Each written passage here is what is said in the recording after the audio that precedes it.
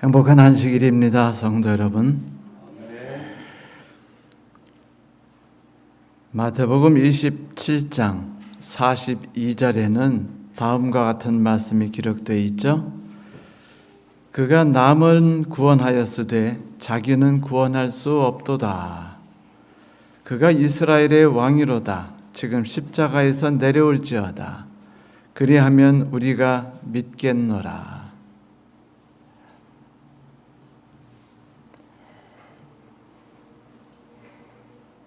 마태는 예수께서 십자가에 달려 돌아가시는 장면에 그의 관심을 크게 두고 기록하지 않았습니다.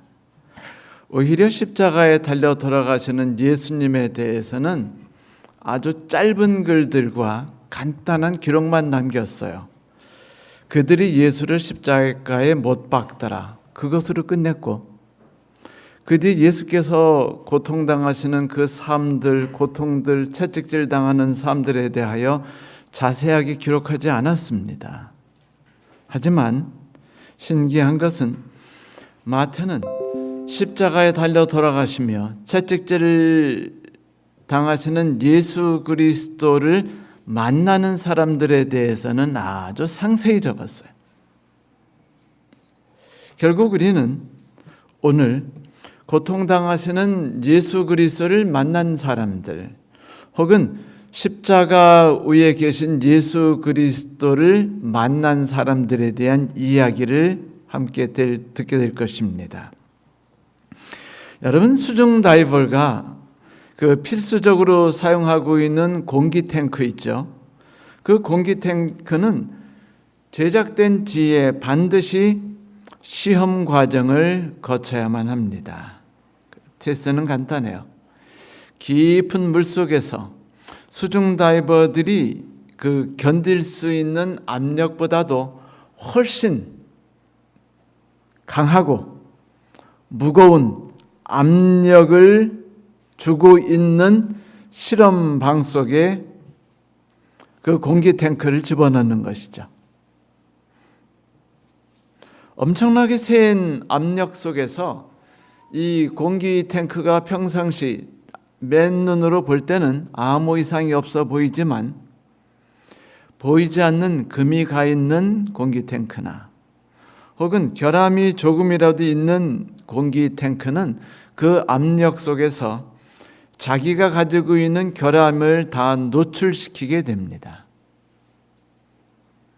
한 인간의 가치 역시 고난이라는 이름의 시험을 통과해야만 그 가치가 인정받을 수 있게 돼요. 이 실금이 나서 어려움이 됐을 때 그냥 파사삭 부서지는 그러한 허울 좋은 공기 탱크인지 아닌지를 인정받게 되는 것이죠. 그 압력 속에서는 잘 포장된 이기심이나 아주 작은 크랙 같은 불신들도 다 드러나게 마련이죠. 여러분, 우리가 믿고 신뢰하고 그 안에서 살아가고 있는 이 세상의 가치는 어떠할까요? 세상이 제공하겠노라고 자기를 신뢰하고 따르라고 말하는 그 가치들은 고난과 역경이라는 이름의 고압 시험기 속에 들어갈 때만 비로소 자기의 진정한 민낯을 드러내지 않겠습니까? 세상이 주장하는 여유 있는 삶들, 편안한 삶,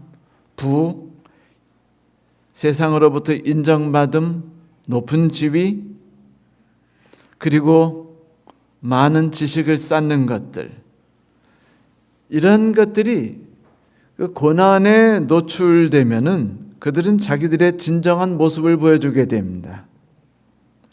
다시 말하면 이기심과 교만함과 불신들이 그 진정한 모습들이겠죠. 오늘 우리는 마태복음을 통해서 십자가 주변에서 십자가 위에 계신 예수 앞에 서 있는 사람들이 노출한 그들의 진정한 모습을 살펴보게 될 것이에요.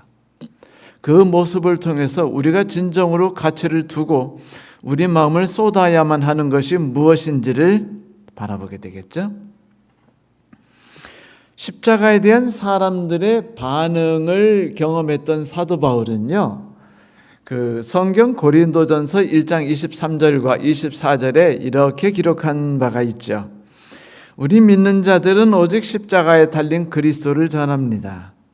이 같은 사실은 유대인들에게는 걸림돌이고 이방인들에게는 어리석은 것이지만 하나님께 부르심을 받은 자들에게는 그가 유다인이든지 혹은 헬라인이든 그리스도 예수는 하나님의 능력이요 하나님의 지혜입니다. 이 말씀이 오늘 우리가 함께 듣는 이야기 속에서 어떻게 드러나는지를 함께 보도록 할까요? 성도 여러분, 이 세상에 사는 모든 사람들에게 있어서 십자가에 달려 돌아가신 예수 그리스도는 어떤 분이셨을까요? 그들에게 어떤 분으로 다가오게 됐을까요? 마태는 담담한 어투로 그리스도 십자가 앞에서 그를 만난 사람들의 반응을 우리에게 이야기해 주죠. 이제 그 이야기 속으로 들어가 보도록 합시다.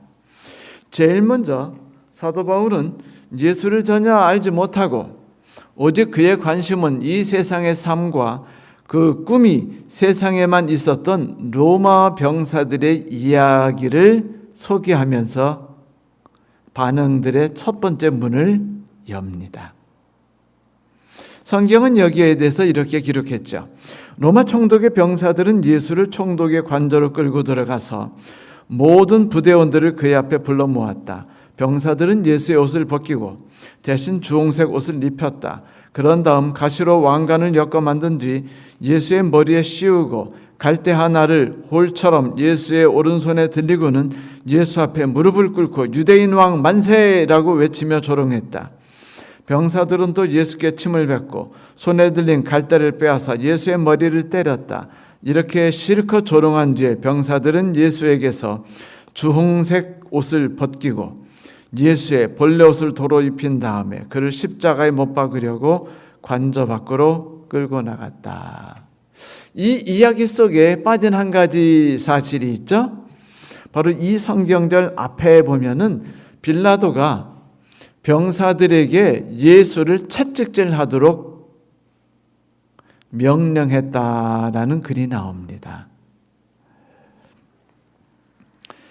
우리는 무관심 속에서 아무 관심 없이 마음이 따뜻한 건지 정이 있는 건지 없는 건지 안타까움이 있는 건지 없는지 모르는 그런 덤덤하고 평범한 마음으로 예수를 묻고 기둥에다가 등을 굽히게 만든 다음 등에 채찍질을 하고 그 다음에 그에게 옷을 자기들이 입던 그 군인들의 그 로비죠.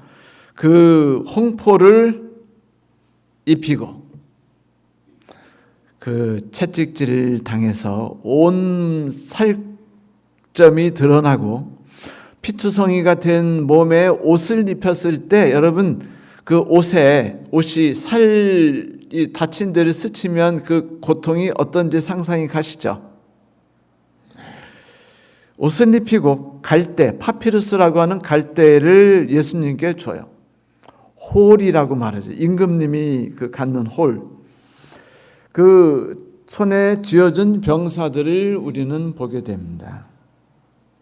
그리고서는 그 앞에 무릎을 꿇고 오 임금님이시여 라고 드높여준 다음에는 그 예수의 손에서 갈대를 뺏어가지고는 예수의 머리에 씌인 가시면류관 위를 툭툭 칩니다.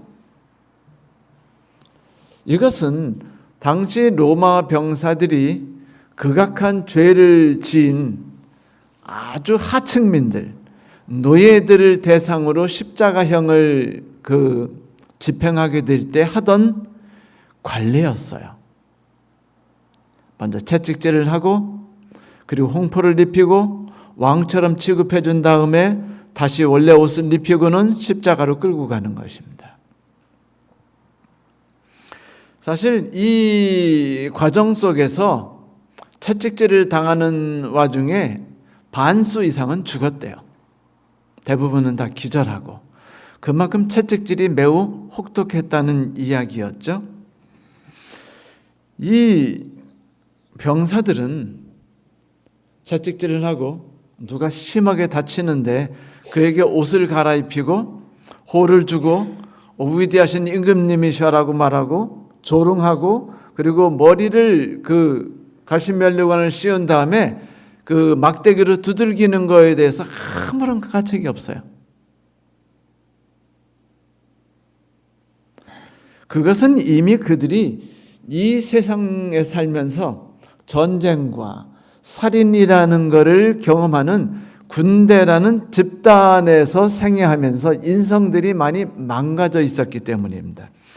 여러분, 군인 하면은 그냥 불쌍한 존재라는 거 아시죠?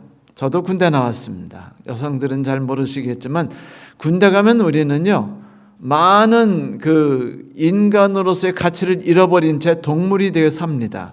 그래서 군인이 되면 세 가지에 몰두하게 된다고 그래요. 잠자는 거, 먹는 거, 여자와 자는 거. 이 이야기를 하는 것은 그들에게 남는 건 이것밖에 없다는 거예요. 그들이 삶의 소소한 즐거움들을 누리지 못하고 자유를 빼앗겼고 그 다음에 인간으로의 대접을 받지 못하는 순간 그들은요, 동물처럼 아주 향락과 쾌락과 순간 그 단초적인 그런 것에 몰두하게 되는 것이죠. 이 군인들이 그랬어요. 그래서 그 바락이라 그러는데 당시에 그 갈릴리 지방에 있다가 파견 나온 로마 병사들은요, 이런 십자가형을 당하는 그런 죄수가 있으면 그들을 그 채찍질을 한 다음에 여흥을 즐겼어요. 누구를 조롱할 때, 누구를 모독할 때 되게 짜릿하지 않나요? 막 가슴이 흥분하고 유쾌하고 상쾌하지 않나요? 그 정치인들이 그런 짓을 잘하죠. 신문에 그런 거 나오면은 거기 댓글 달리는 내용들이 한결같이 비웃고 조롱하고 비꼬는 내용밖에 없어요. 사실은 다 그런 얘기입니다. 그런 걸 통해서 사람들이 위로를 얻고 행복감을, 짜릿함을 만끽하는 게 마약 먹는 기분을 느끼거든요. 이게 아주 보통 대단한 기쁨이 아닙니다. 그런데 이 군인이라는 이 처참하고 지루하고 고되고 고통스러운 삶을 사는 군인들에게 그들이 십자가형을 집행하게 될 때마다 그 정부에서는 기쁨의 여흥의 시간을 주었어요. 자, 너네들 십자가형을 당하는 사람들에게서 통해서 너희들에게 이득을 두 가지를 주마. 첫째, 그가 입고 있는 옷을 너희들이 팔아가지고 돈을 만들어라. 둘째, 채찍질을 함을 통해서 너희들이 마음속의 응어리도 시원하게 풀고, 그리고 그를 마음껏 조롱함을 통해서 인간의 인격을 짓밟는 조롱을 함을 통해서 너희들의 마음을 시원하게 만들어라 라는 것입니다.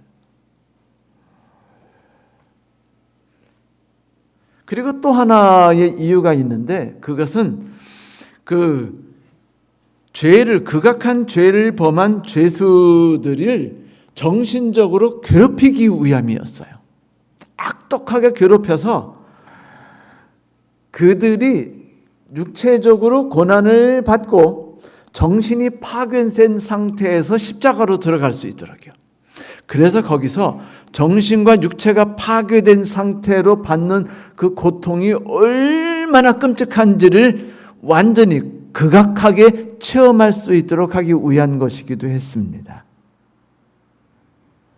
우리가 다음 주에 십자가를 당하신 예수 그리스도에 대해서 우리가 본격적으로 다루게 될 겁니다. 예수님에 대해서 집중하여서. 자, 여러분, 병사들은 그들이 그냥 평상시 하는 관례를 행했어요. 무의식적으로.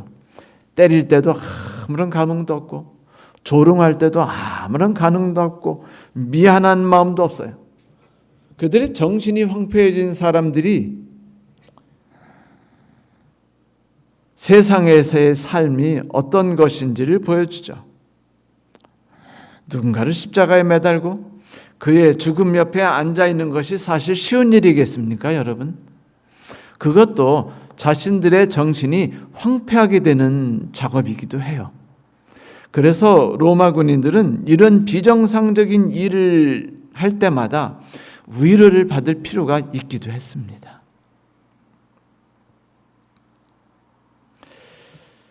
인간이 폐쇄적인 집단에 속하면요, 개인적으로 그 집단적 그 이기심이 얼마나 극대화되면서 도덕심이 떨어지는지 몰라요. 여러분, 손남주 씨의 소설 완장이라는 소설이 있는데, 그 소설을 보면은 한 사람이 완장을 찾자마자 인간이 어떻게 악독하게 변하는지를 보여줘요.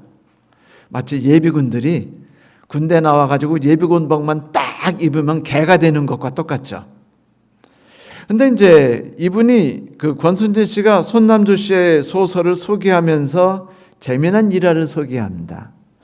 분수대 앞에서 사진사를 하던 분이 계셨어요. 근데 거기 분수대 관리원에게 와이로를 먹이지 않으면 거기 오는 분들에게 사진을 찍으려고 할 때 분수를 꺼버리는 거예요. 걸핏하면 꺼버리고. 그러니까 배경이 분수인데 분수가 꺼지면 누가 거기서 사진을 찍으려 합니까? 안 합니까? 안 하죠. 그러다 보니까 이거는 영업을 할 수 없으니까 정기적으로 이 분수 관리인에게 상납을 했어요. 재밌죠?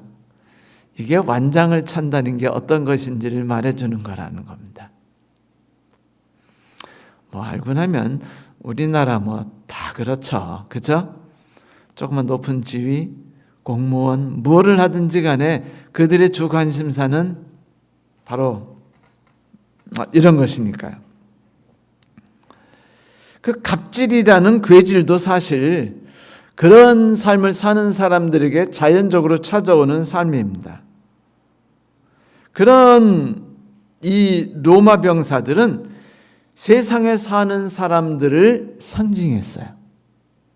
세상 사람들의 삶이 겉으로 볼 때는 아주 문화적이고 그들이 미술을 즐기고 교양이 뛰어나고 그 다음에 식사 예절이 아름답고 사람을 대할 때 유교적으로 도덕적이고 그리고 멋있는 옷을 입고 그렇죠?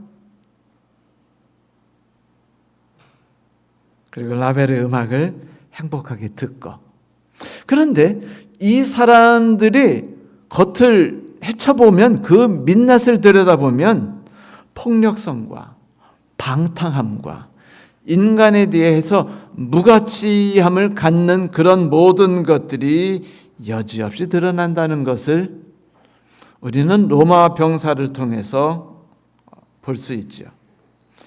그들은 그런 사람들이었기 때문에 십자가에 달리신 예수에 대해서 무관심했어요. 그들의 눈에는 예수 그리스도의 십자가는 어리석은 바보나 하는 짓이었습니다. 여러분 사도 바울이 한 얘기 기억나세요? 십자가가 이방인들에게는 어떠한 것이라고 했죠? 어리석은 것. 그런데 이 어리석다라고 말한 고린도전서에 나오는 말씀은요, 원래 노리아라는 단어입니다. 노리아.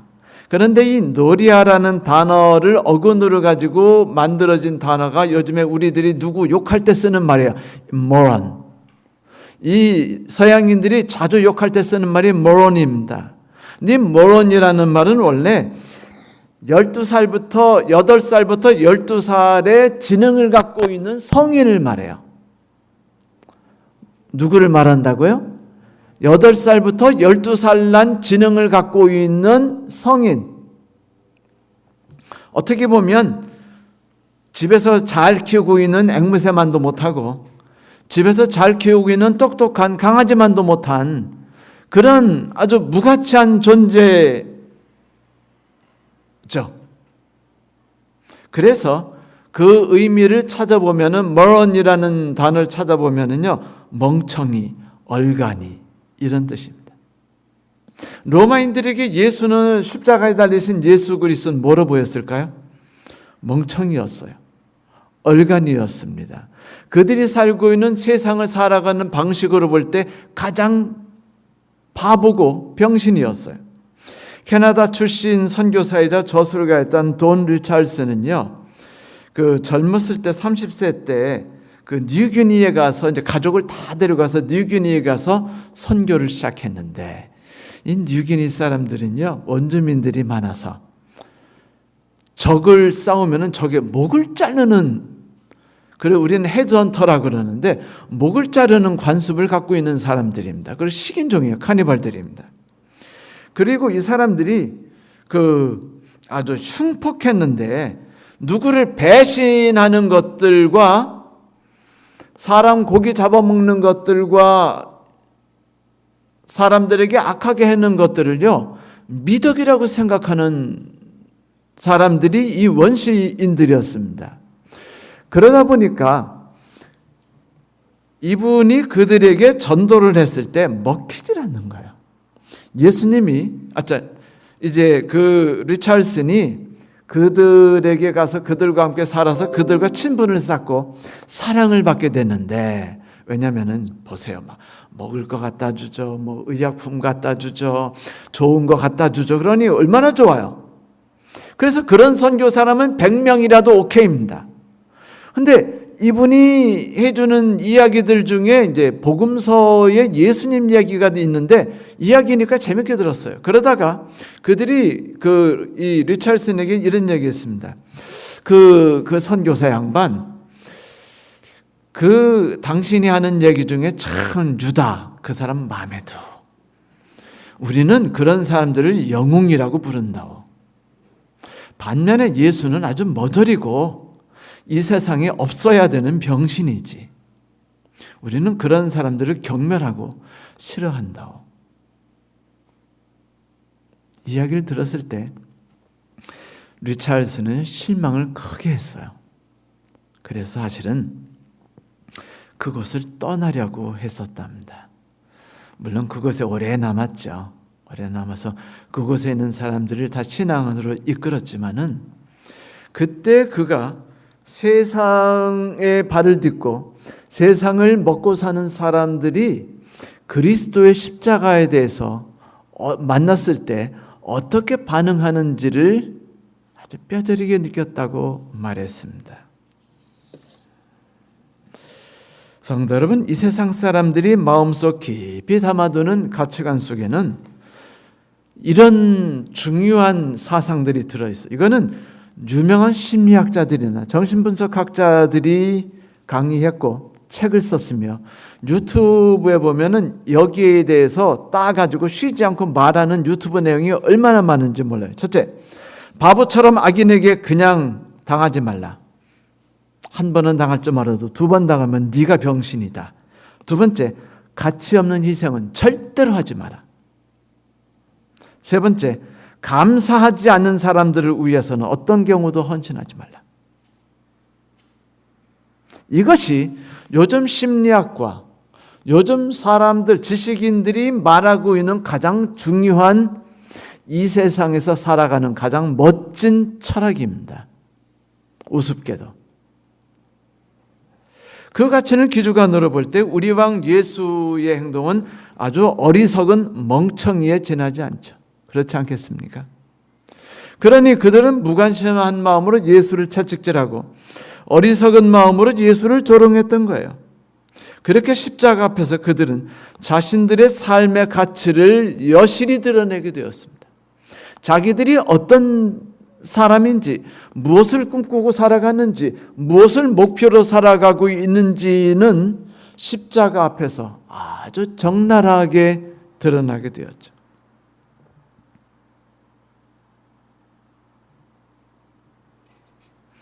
두 번째, 마태는 구레네 시몬에 대해서 이야기하고 있어요. 6월절이 되자 이제 저 아프리카 북부에 있는 칼타고 쪽에 있는 그 시몬이 유월절을 지키기 위해서 이제 예루살렘으로 올라옵니다. 올라와서 마침 그 골고다 쪽을 지나가는데, 그 골고다는 해골 모양의 언덕이 있었기 때문에 이제 골고다라는 이름을 갖게 됐어요. 지나가던 중이었습니다. 로마 병사들이 예수 그리스도를 이제 채찍질하고 옷을 입힌 다음에 처형을 하기 위해서 골고다를 끌고 가는데, 시내를 통과해야죠. 그래서 이제 서쪽으로 끌고 가야 하는데, 아시다시피 예수님은 그날 전날부터 밤을 꼬박 새셨죠. 꼬박 신문 받고 이리 끌려가고 저리 끌려가고, 그 다음에 두들겨 맞고 모욕을 당하면서 밤을 새셨지 않습니까? 그 다음에 채찍질을 당하셨어요. 여러분, 그렇게 됐을 때 예수 그리스도의 정신이 온전하겠나요? 육체가 과연 걸을 만큼 힘이 있으셨겠습니까? 그래서 예수께서 십자가를 메고 갈 수 없는 상황이었어요. 당시에는 십자가형을 당할 때 이 세로막대기는 미리 처형장에다가 갖다 놓고 옆으로 매는 그 가로막대기를 이제 처형을 당하는 사람이 메고 가게 했었습니다. 그런데 예수께서 그것을 맬 수 없는 지경에 처하자 로마 병사들은 당시에 로마법에 의해서 사람을 징발해 가지고 그로 하여금 십자가를 지게 했는데, 그 징발을 당한 사람이 누구였어요? 구레네 시몬이었습니다. 그는 억울하게 고난을 당했어요. 그런데 상상을 초월하는 비참한 일을 그가 당하면서 그는 예수 그리스도를 바라보게 됐습니다. 태어나 처음 본 이죠. 그의 행동, 말하는 것들, 그 모든 것들은 구레네 시몬을 감동을 시킵니다. 그래서 성경을 보면은 구레네 시몬의 자식들은요, 다 훌륭한 그리스도인이 되게 돼요. 그는 예수를 만났어요. 마음이 열려 있는 자였기 때문에 예수를 만나자 그는 진정한 가치를 찾을 줄 아는 사람이 되었죠. 그러나 문제는 이거였어요. 고난을 당하는 사람들은 고난의 가치를 알게 된다는 것이죠. 성경에 사도 바울이 빌립보서 3장 10절과 11절의 한 말씀을 우리가 기억합니다. 내가 그리스도와 그의 부활의 권능과 그 고난의 참여함을 알고자 하여 그의 죽으심을 본받아 어떻게 해서든 죽은 자 가운데서 부활에 이르려 하노니. 예수께서 고난에 참여하셨대요. 예수께서 고난과 함께 교제를 하셨답니다. 그래서 바울은 그거에 대해서 궁금했어요. 그것이 알고 싶었습니다. 왜냐하면 그것을 깨닫고 몸으로 체득해야만 그분의 부활에 동참할 수 있었기 때문이었어요. 그런데 구레네 시몬이 바로 이것을 경험하게 된 것이었죠. 그가 당한 고난은 결코 헛된 것이 아니었습니다. 사실 그리스도인에게 있어서 고난이라는 것은 결코 해로운 것이 아니죠. 베드로전서 4장에도 이런 말씀이 있지 않습니까? 사랑하는 자들아, 너희를 시련하려고 오는 불시험을 이상한 일 당하는 것처럼 이상히 여기지 말고 오직 너희가 그리스도의 고난에 참여하는 것으로 즐거워하라. 그래요. 구레네 시몬은 이렇게 예수를 만나고 지나갔습니다. 그 뒤에 예수를 만난 사람들은 지나가는 행인들이었습니다. 이 지나가는 행인들은 그리스도인들이었죠. 예수를 믿는 사람들이었어요. 유월절 그 행사를 지키기 위해서 모두 다 고향에서부터 멀리 예루살렘까지 찾아온 신앙이 특심한 분들이었습니다. 그런데 이분들의 신앙이 재밌어요. 우리들이 가지고 있는 신앙과 비슷합니다. 우리들이 가지고 있는 일반적 신앙이 뭐냐고요? 예수께서 십자가의 고난에 대해서 이야기하실 때마다 제자들이 반응했던 거 기억나시죠? 예수님 꼭 십자가야만 합니까? 다른 길은 없습니까?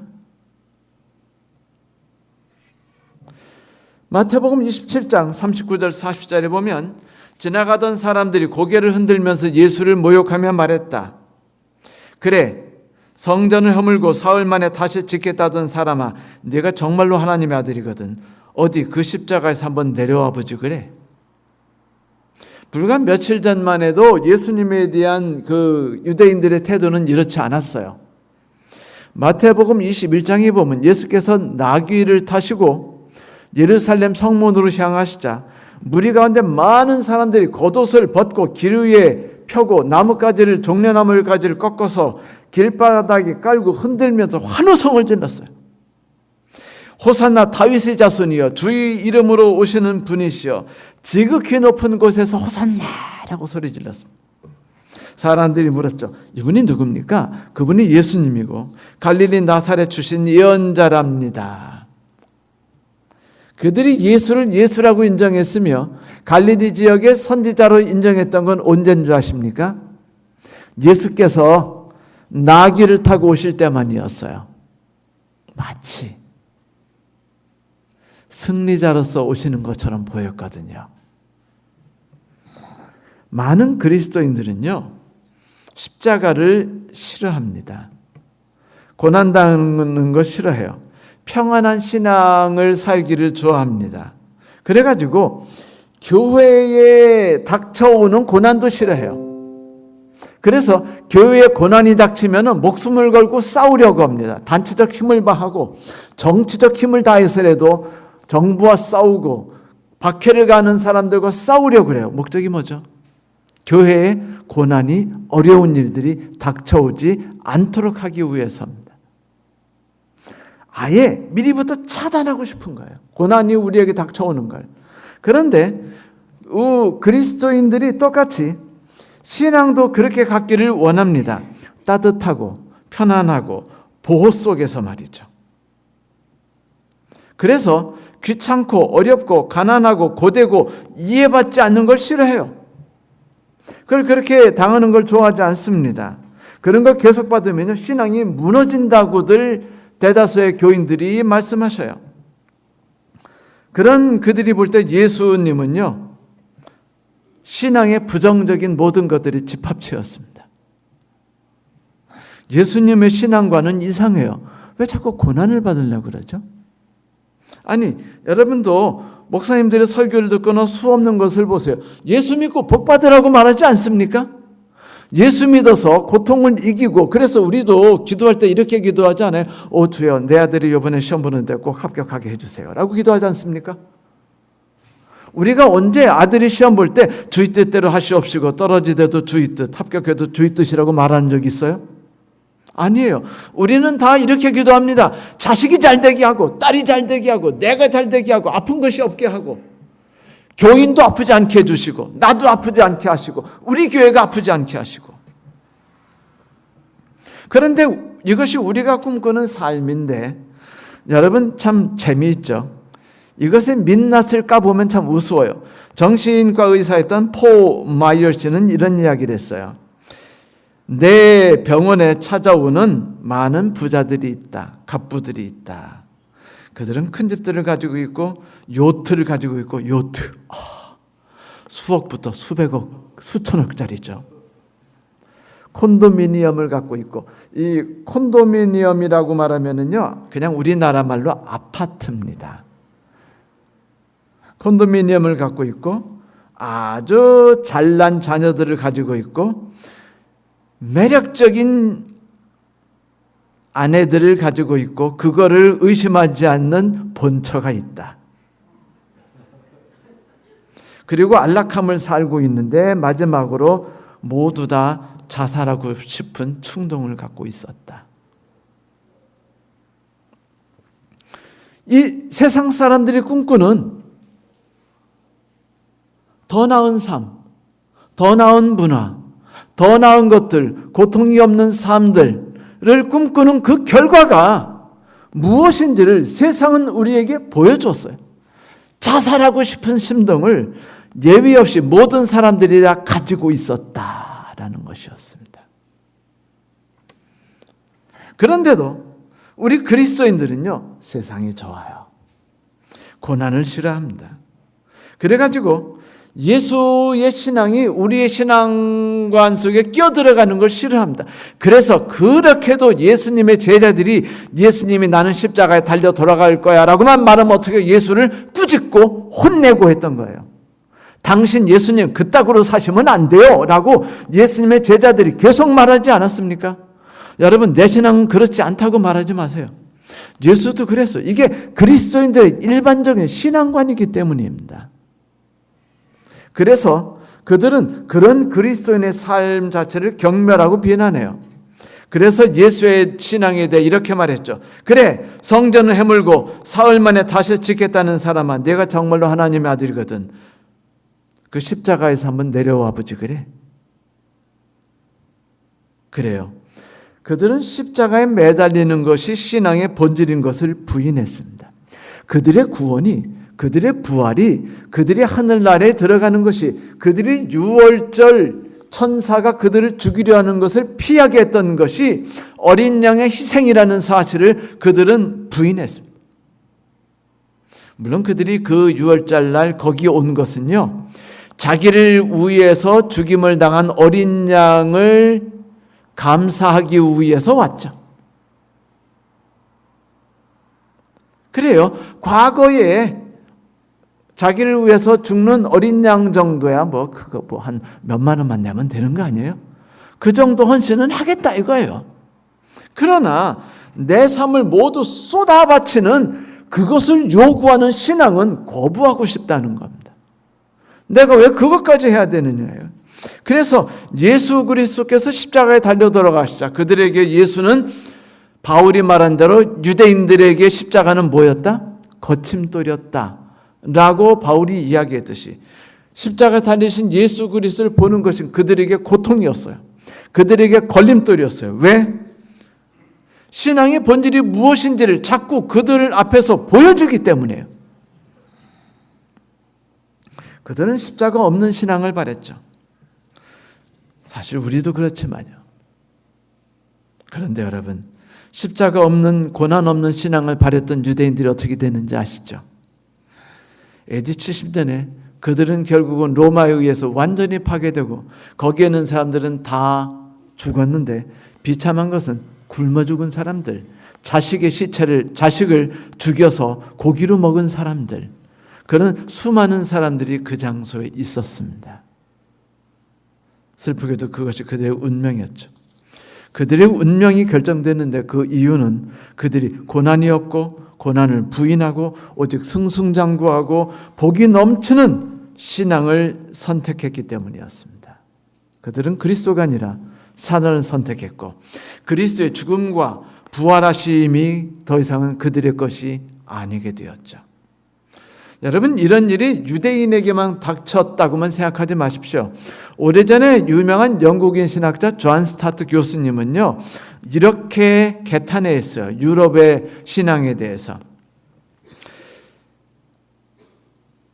오늘날 유럽 교회가 박해받지 않는 것은 비참한 일이다. 그들은 박해받을 만한 것들을 말하지도 행하지도 않는다. 만일 그리스도인들이 복음에 대해서 타협하지 않는다면 고난당하는 일이 많아질 것이다. 그런데 유럽에 사는 많은 그리스도인들은 세상과 편안하게 어울려 지내는 걸 선택했고 그들이 자기들을 괴롭힐 때 고난을 피하기 위해서 여러 가지 일을 썼으며 결과 그들의 신앙은 허공 중에 울리다가 메아리처럼 사라져 버렸습니다. 유럽은 이제 교회와 신앙이 없는 세상이 됐죠. 교회는 다 술집, 도서관, 주차장으로 바뀌었습니다. 고난을 피하는 삶이 그 결과가 어떤 것인지를 그들은 우리에게 보여주었죠. 이제 그 삶이 우리에게는 닥치지 않을 것 같습니까? 이제 마지막으로 우리는 주도적으로 예수를 십자가에 못 박은 종교 지도자들과 그리고 제사장 무리를 보죠. 그들이 이제 십자가 앞에 서 있습니다. 그들의 신앙관이 얼마나 삐뚤어져 있는지 한번 보시겠어요? 그들이 예수를 십자가에 못 박은 존재들이 예수 앞에 이렇게 말해요. 그가 남들은 구원하면서도 자기 자신은 구원하지 못하는가 보다. 유대의 왕이라고? 그러면 십자가에서 내려보시지 그래? 그러면 우리가 믿어주지. 그가 하나님을 의지한다 했으니 하나님께서 기뻐하시면 이제 그를 구원하시겠지. 그가 말하기를 나는 하나님의 아들이다 라고 소리치지 않았는가? 이런 이들을 예수께서 누구라고 부르셨는지 기억나시죠? 회칠한 무덤이라고 말하셨어요. 문설주에 피를 바르라고 성도들에게 말하고 유월절 양을 잡아요. 그리고 그것을 제사장들이 찬미를 부르고 찬양을 합니다. 헌금을 내라고 그래요. 양을 사라고 말합니다. 정작 십자가에 달려 돌아가시는 예수는 거부하고 희생을 요구하는 예수는 죽여버렸습니다. 그들이 입으로 나오는 신앙과 그들이 마음속에 있는 신앙이 달랐죠. 우린 그것을 표리부동하다고 말해요. 이 표리부동하다는 것이 무엇인지 잘 알죠. 그들이 아무리 신앙적으로 멋있게 포장한다 할지라도 그들이 내면에 있는 추악하고 창백한 죽음의 삶이 결코 아름다워질 수 없었습니다. 우리나라에 아파트라는 말과 콘도미니엄이란 말이 있죠. 근데 미국에도 아파트란 말과 콘도미니엄이란 말이 있어요. 근데 재미있는 거 아세요? 미국에서는 아파트란 말은 월세를 내고 주거 생활을 하는 집을 말합니다. 미국에서 콘도미니엄이란 돈을 내고 주거 생활을 하기 위해서 사는 집을 말합니다. 우리나라는 어떻죠? 거꾸로죠. 우리나라는 아파트는 돈 내고 사는 집이고 콘도는 돈 내고서 잠깐 빌리는 집이에요. 어떻게 해서 이렇게 똑같은 말이고 이게 미국에서 왔는데 미국의 콘도는 한국에서 아파트가 되고 미국의 아파트는 한국에서 콘도가 됐는지 모르겠어요.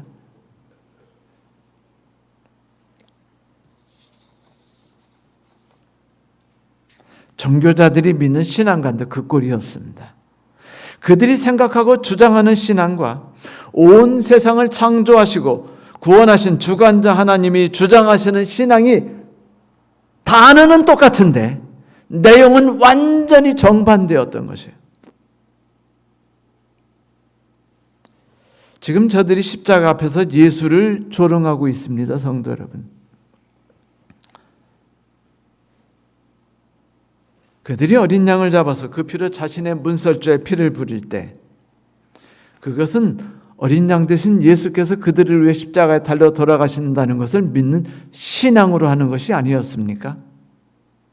이제 유월절이 됐고 그들은 유월절 행사를 주관했지만 그들은요 고통당하고 고난당하며 희생당하는 예수는 원치 않았습니다. 그들이 바랬던 건 승승장구하는 예수였어요.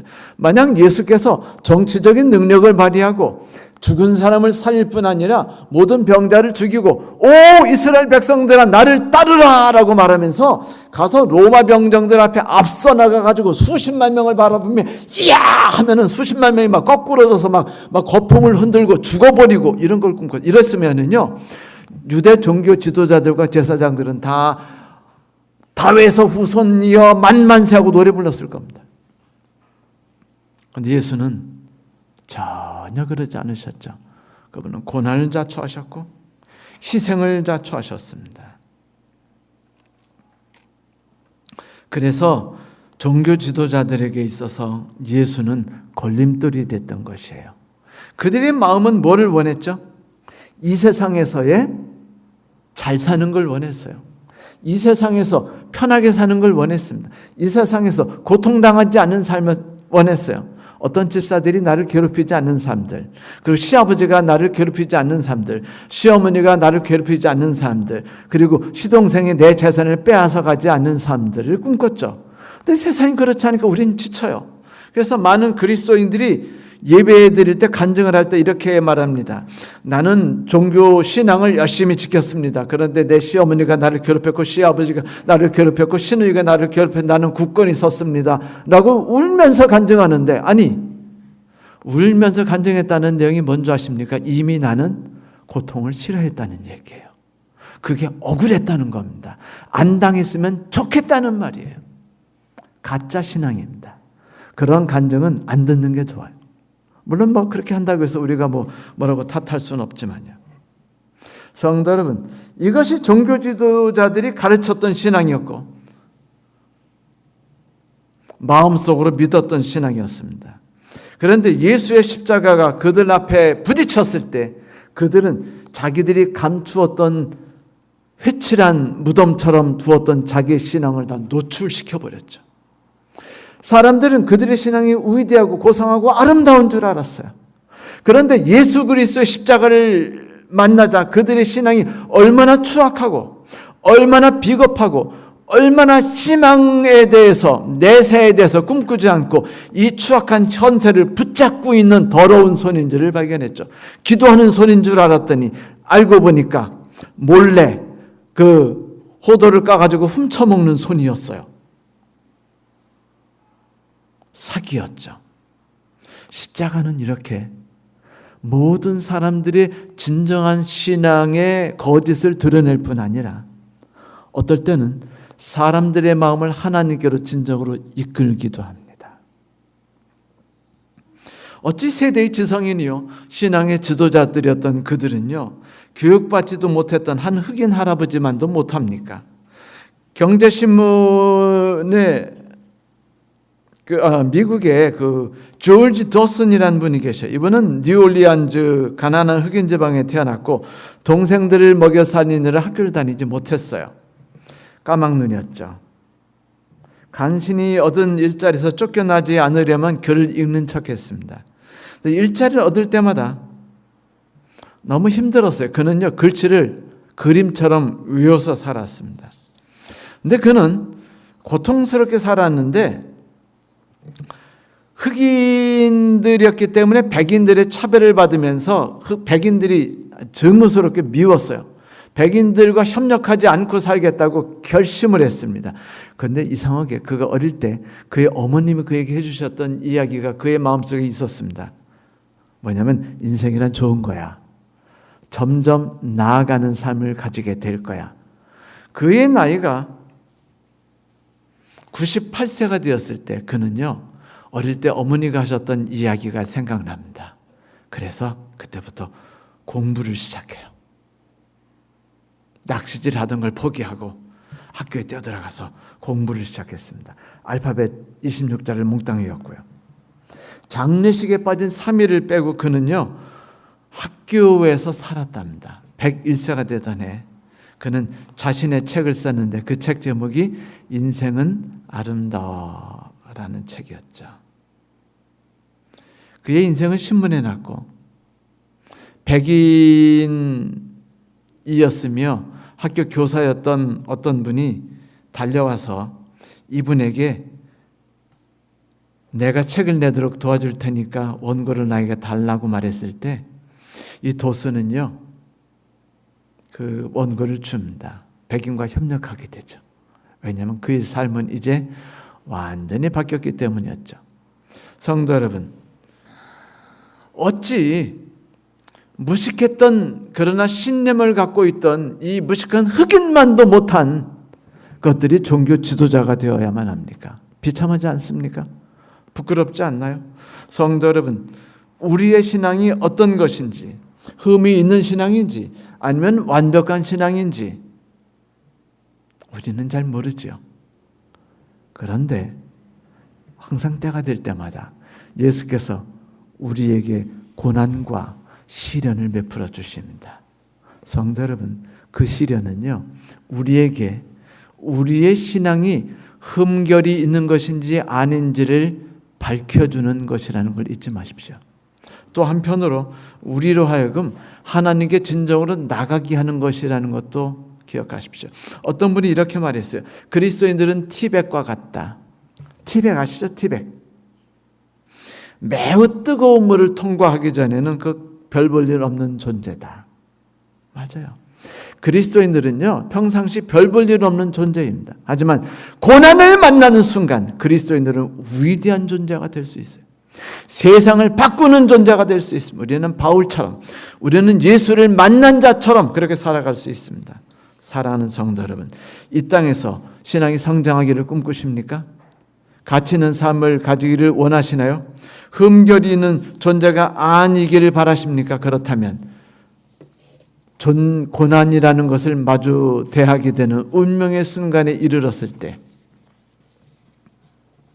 겸손하게 예수 그리스도께서 겪으셨던 고난을 함께 맞으시고 그 십자가를 함께 지시게 되기를 간절히 바랍니다.